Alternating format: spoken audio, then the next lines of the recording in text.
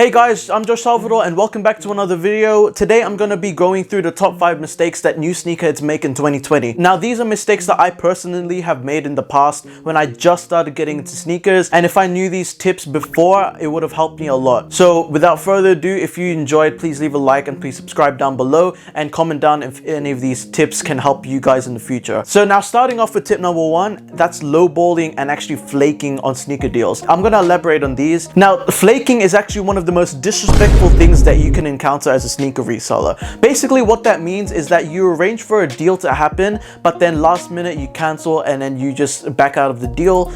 Usually these are for reasons unexplained, or just like you just changed your mind. Now I've heard stories of a buyer trying to secure a deal with this guy. They arrange a meetup. Now the seller goes to the designated meetup area and then waiting for the buyer, only to find out that the buyer has actually dipped and just changed his mind. So that can be a waste of time. It's just not a good thing to do. And I've actually seen posts on Instagram where they publicly announced that they will be blocking any flakers of sneaker deals. So obviously that's within reason. So I'm sure they wouldn't mind if you get hit by a car or something and then have to pay for surgery. I'm sure that's going to be okay. They'd rather you do that rather than pay for some off-whites. So yeah, if you just change your mind like abruptly without any actual reasoning behind it, that's just not really a good thing to do. Just don't do that, please. And also I want to touch on lowballing. Lowballing is another really disrespectful thing that you can do when buying sneakers. That's basically just offering like a crazy amount for a pair of shoes. For example, say I want to buy these Air Jordan 1 Royals. They market price around 700 to 800 for brand new. So say someone's selling a size 9 for about 800 bucks. When they say offers, they don't mean offer half price, you know. Like if you offer 400, I'll probably block you myself, because it's just really disrespectful and it just shows that you're not respecting the hustle and you probably don't know how much these cost anyway. Like I don't care if that's the only amount that your mom gave you, like just buy something else. So yeah, those two things are really those are just a no-go when trying to buy sneakers. You'll probably, like, if you flake on a deal, you'll probably lose your reputation, you probably lose future deals with that seller, and you probably have to go other places to buy shoes, and you might get taxed as well. You might not get as good of a deal as you would have gotten with the other seller had you not flaked. So yeah guys, mistake number 2 is actually buying fakes. Have you ever heard the saying, fake it till you make it?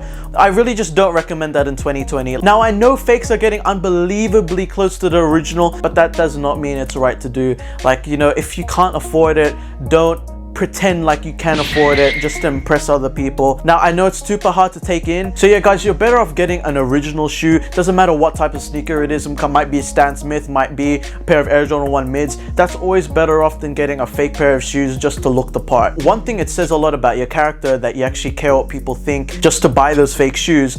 Or you can't be one of those people that are just, they're in it for the looks. They genuinely like the sneaker as it looks, but they're not ready to pay the crazy price tags that come with the sneaker. But all in all, buying fakes, it's not really a good thing for someone that's just starting out in the sneaker game. Like, you're better off just buying shoes that you can afford, or just saving up for a pair that you really like. But it's actually crazy because fakes are getting such good quality that they're actually charging the original retail price of original sneakers. So for example, the off-white Air Force Ones at release, they were like 190 USD. The fake pair, they actually charge that same retail price for their product. So mistake number 2 is actually just buying fakes. I wouldn't recommend it, but you do you. I guess it's fine if you buy the fake, wear it, and if someone says, oh yo, are they fake or are they real? Like, if you own up to it, I'm sure that's fine, because you're not just stunting to look the part. But yeah guys, mistake number 2 is just wearing fakes. So guys, tip number 3 is not buying what you like and buying what everybody else buys. So that's technically labeled under being a hype beast. Being a hype beast is buying what's popping just to fit into the social normalities or the culture that they're in. Damn, I'm really saying this while wearing a bathing ape tee. Hey, don't come at me at the comments. I actually genuinely like this t-shirt. The materials are really thick and heavy. I'm a big fan of those, and it's a blue babe head, you know what I'm saying? Hype beast. But yeah, if you guys just buy a Supreme box logo hoodie just because it's the thing to buy, if you're in the hype world or you're in the sneaker community, then that says a lot about your character as well. It means you're easily influenced by what other people think of you. So that's not really a good thing to be buying, because you're wasting your money just to impress those other people. The same for that goes for shoes. If you don't really like a pair of shoes, but you're gonna buy it just because other people are buying it, I really think that just is a waste of time, a waste of money. And and also it loses your credibility as well. In this day and age, no one really cares about what you wear and all that. I know that seems hard to take in as well. It's not like we're in 2016, we're in 2017, where everybody was just getting new to the hype. We're in 2020 now. Everyone just wears what they like, and they're not really influenced by what other people purchase. Like, I know you guys, if you guys are just new into the sneaker community, it might feel a bit daunting, and you might be pressured to buy what other people like instead of buying what you like. But just trust me, it's not a good way to dress, it's not a good way to act, and it's also not a good way to live. So mistake number 3 is just buying what other people like, and you'll be labeled as a sheep as well. Buying what's trending isn't really a thing now, which I'm glad, because then people buy what they like instead of buying what other people like just to try and fit in. So yeah, that wraps up for tip number 3. So yeah, mistake number 4 is actually not putting your priorities straight. So imagine this, you got some bills coming up. So you say you got your phone bill, if you're older, you probably got electricity, water, and rent.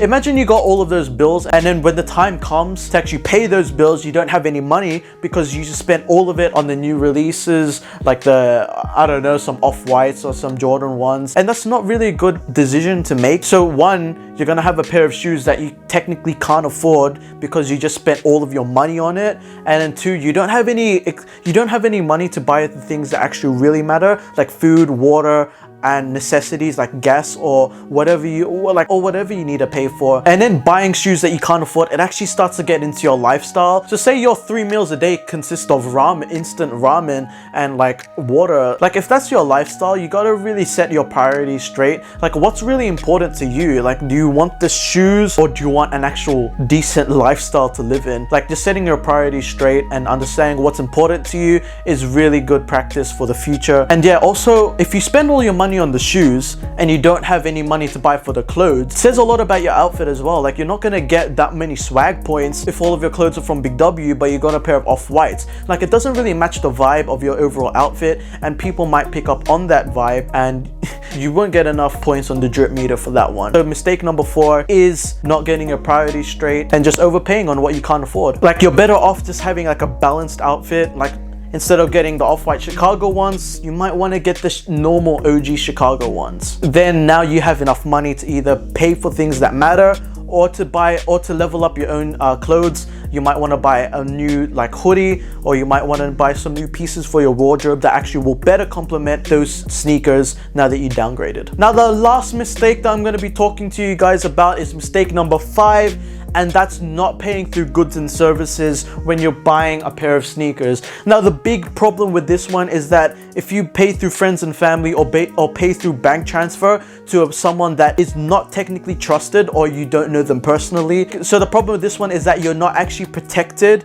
Your money and transaction is not protected if these people do turn out to be scammers and take all your money or ship you guys fakes, whatever. The good thing with PayPal are goods and services. Yeah, you're actually under the buyer protection policy. So if these shoes turn out to be fake, or they're not as described, or you know, they send you a pair of Skechers instead of a pair of Dunks, you can lodge a complaint to PayPal, and they will do their best to get you your money back. 99% of the time, you do end up getting your money back. You can provide evidence that they have actually scammed you. Yeah, PayPal's really good with this. Like, I have friends that spent like $2,000 on shoes, and then turned out to be fake, and then they ended up getting their money back through PayPal. So if you pay through bank transfer, the bank won't give you back your money. Like, just say goodbye to your money if they turn out to be scammers. So when you're starting off and paying, I know they might make excuses like, oh, please bro, the money takes a long time to come through and I might get you delayed, so if you could just pay through friends and family or bank transfer, that'd be really cool. No, you don't want to be doing that. Better be safe than sorry, you guys. So yeah, mistake number 5 is not paying through goods and services, and instead paying through bank transfer or friends and family. Unless you know them personally or they're really good friends, even then I would still not take the risk, because what if the package gets lost? That's not their fault or not your fault, but actually the postage service fault. You can still get your money back because you did not receive the item technically. So yeah guys, that basically wraps up for this video. If you enjoyed, please hit the like button. Yeah, just how-tos and top 5s are really good video ideas for me when I have nothing to shoot. So yeah guys, take care, and I'll see you guys in another video. I'm going to be grinding out these uploads. Peace.